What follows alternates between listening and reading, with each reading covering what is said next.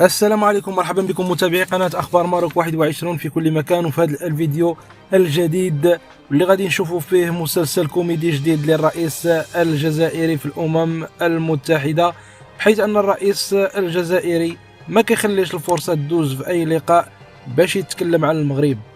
لكن قبل ما نشوفوا هذا الفيديو ديال الرئيس الجزائري نخليكم مع هذا التدخل لأمير قطر.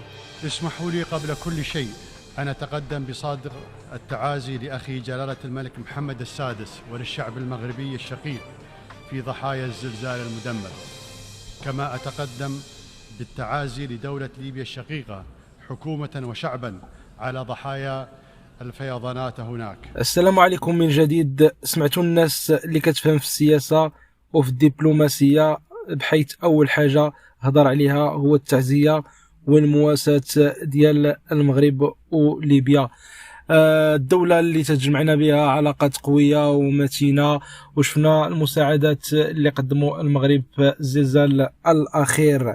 أجيو دابا نشوفوا ونخليكم تسمعوا الكلمة الرائعة ديال سعادة الرئيس بنجاح منظمتنا في إنهاء الاستعمار في العديد من المناطق والأقاليم،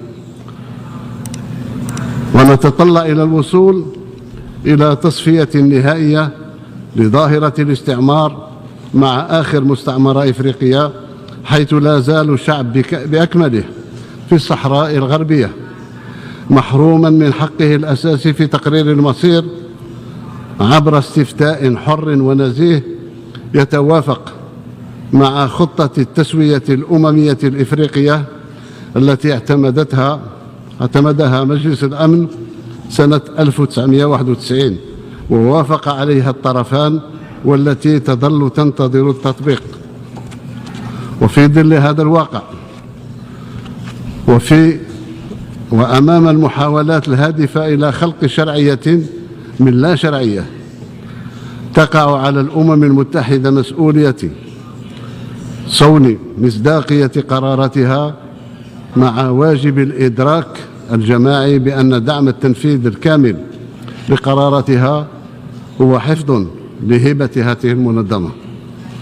وفي هذا الإطار أجدد دعمنا لجهود الأمين العام لمنظمة الأمم المتحدة السيد أنطونيو غوتيريش ومبعوثه الشخصي في مساعي إعادة بحث مسار المفاوضات المباشرة من أجل تنظيم استفتاء يسمح بتقرير مصير الشعب الصحراوي طبقا لقرارات مجلس الأمن.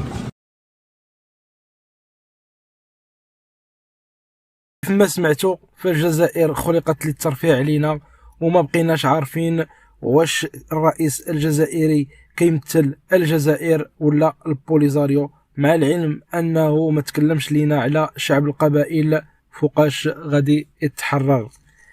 هذا الخطاب اللي كنظن بان الرئيس كتبوه غير في الباب قبل ما يدخل، بحيث بان لينا ما عارفش اشنو كيقرا، بان لينا مره كيهضر على الصحراء، شويه انتقل لتحليه المياه. الحصول رحم الله الملك الحسن الثاني اللي قال: ليعرف الناس مع من حشرنا الله في الجوار. دمتم سالمين، وإلى فيديو آخر إن شاء الله.